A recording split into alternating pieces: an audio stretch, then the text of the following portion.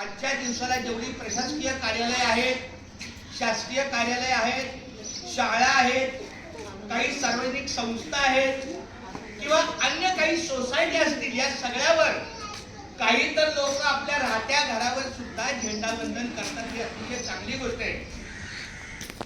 नरेंद्र मोदी साहेबांनी तर हर घर तिरंगा 75 वर्षाची प्रक्रिया केली होती. पण असो, आज 77वा प्रजासत्ताक दिन आहे आणि त्या निमित्तानं आपण ध्वजारोहण करण्यासाठी इथं आलेलो आहोत.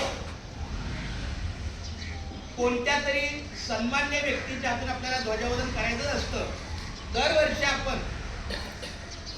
पण मला असं प्रामाणिक वाटतं की जो इथे काम करतो, जो मोठ्या श्रेणीचा आहे, आता मी शाळा प्रमुख आहे, मग इथे शिपाई काही कमी दर्जाचा नाहीये, फक्त तो काम श्रेणीनुसार करतो, तो पण आपल्यासारखाच एक सहकारी आहे. तर अशाच आपल्या या शास्त्रीनगर शाळेमध्ये, म्हणजे मी आता 36 वर्ष काम करतोय आणि तेव्हापासून मला माहिती आहे, जो नवीन आला असेल किंवा त्याची, आता हे आमचे राम सर यांनी इथं आल्यावर झेंडावंदन केलं त्यावेळेला, ह्याच्या अगोदर त्यांना कोणी सांगितलं असं माहित नाही.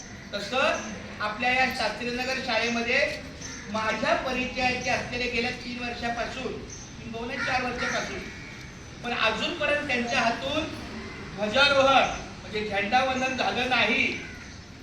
अशा आमच्या बालवाडीच्या लाडक्या सेविका आहेत सोनाली सचिन गजरे, यांना मी विनंती करतो की त्यांनी इथे येऊन उभं राहावं.